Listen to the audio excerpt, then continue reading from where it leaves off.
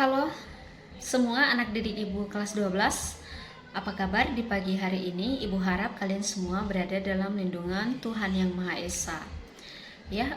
Ibu ingatkan sekali lagi kepada Ananda, karena pandemi belum berakhir, kiranya Ananda semua tetap menjaga protokol kesehatan dan menjaga imunitas tubuh.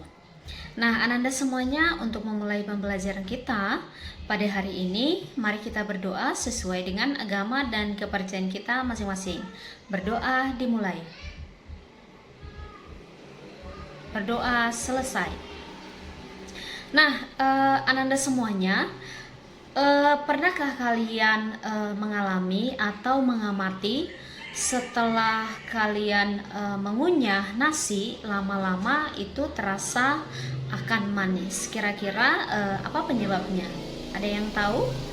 Nah, kenapa Ibu tanyakan hal tersebut? Karena pada pagi hari ini kita akan membahas mengenai penyebab masalah tersebut tadi.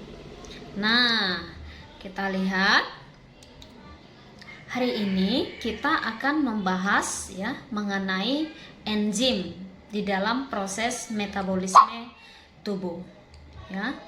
Jadi mengapa nasi terasa manis? Itu karena disebabkan adanya enzim di dalam mulut, yaitu enzim betialin yang mengubah nasi itu menjadi amilum sehingga menjadi terasa lebih manis. Oke, next.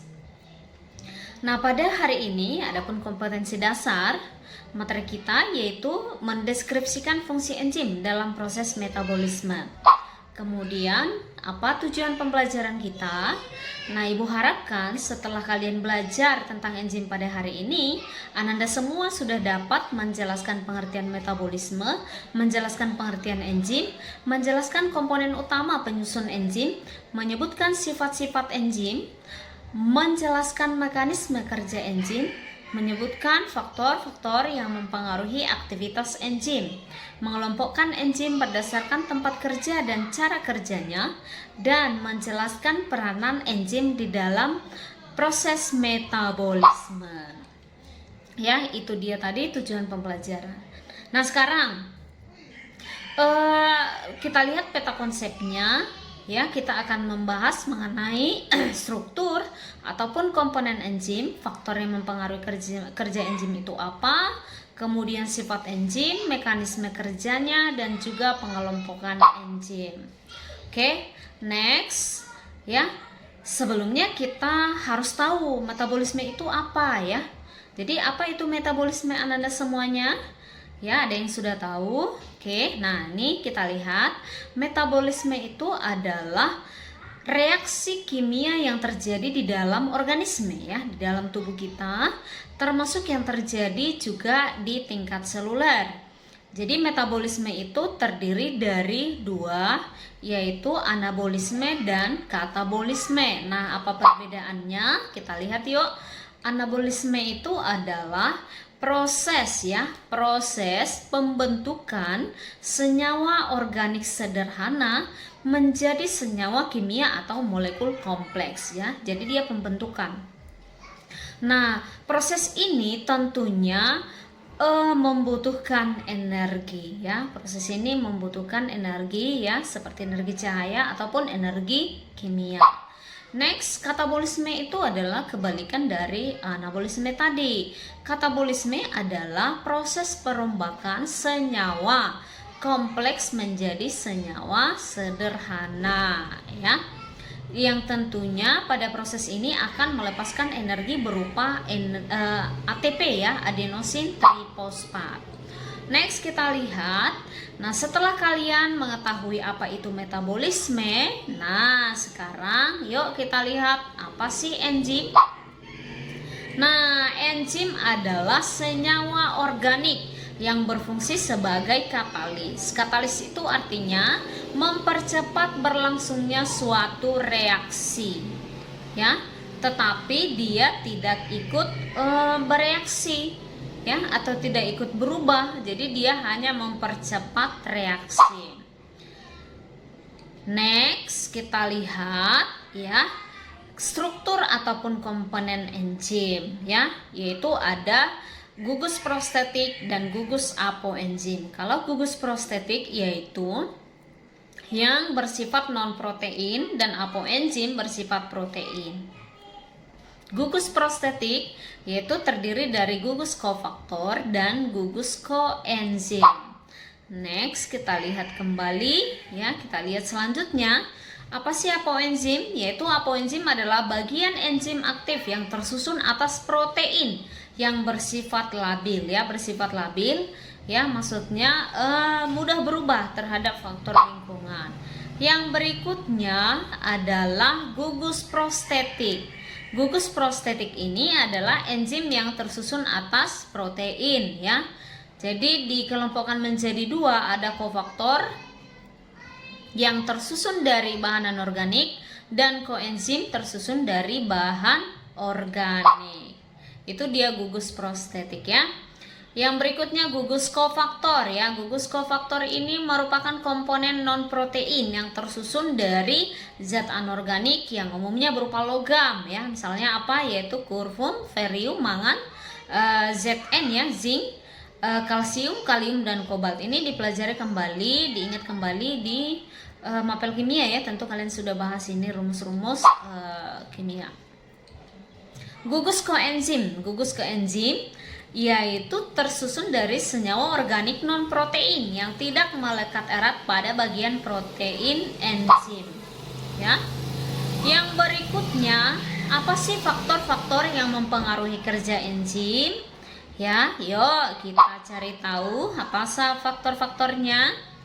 Nah, faktor-faktor yang mempengaruhi kerja enzim ya antara lain yaitu ada suhu ya, ada pH, kemudian ada inhibitor, kemudian ada konsentrasi substrat ya. Nah, suhu, bagaimana pengaruh suhu terhadap kerja enzim?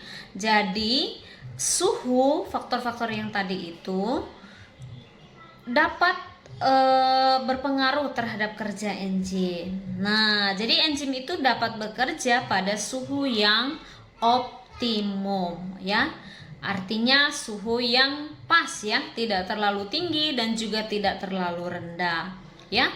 Kalau terlalu rendah enzim tidak aktif, kalau terlalu tinggi juga enzim akan mengalami denaturasi atau kerusakan enzim. Oke. Nah, seperti yang digambarkan dalam grafik ini ya. Jadi kalau rendah dia tidak dapat ya bekerja. Kalau terlalu tinggi itu akan mengalami kerusakan. Jadi enzim itu berfungsi ya, enzim itu dapat bekerja pada suhu yang optimum ya. Nah, yang berikut next, pH ya, sama enzim juga dapat bekerja pada pH yang optimum ya. Yang berikutnya inhibitor ya. Jadi inhibitor ini adalah senyawa penghambat kerja enzim. Jadi enzim itu nggak dapat bekerja kalau ada yang menghambat di dalam tubuh organisme. Jadi ada inhibitor kompetitif dan ada inhibitor non kompetitif ya. Oke, next.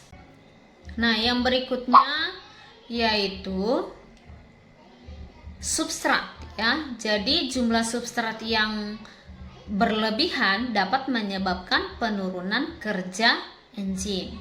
Jadi untuk mengatasi hal tersebut, maka biasanya sel akan menambah jumlah enzim dengan cara mensintesis enzim ya. Itu dia. Nah, bagaimana sifat-sifat enzim? Nah, sifat-sifat enzim yaitu tersusun atas protein, mudah dipengaruhi oleh perubahan lingkungan, sebagai katalisator ya. Katalisator tadi mempercepat reaksi. Kemudian bekerja secara spesifik, artinya enzim ini dapat bekerja pada substrat tertentu. Misalnya lipase ya, lipase enzim yang bekerja pada substrat lemak. Kemudian bekerja secara bolak-balik ya. Kemudian dibutuhkan dalam jumlah yang sedikit. Yang berikut, berdasarkan tempat kerjanya, enzim dapat dibedakan menjadi dua, yaitu apa itu? Endoenzim.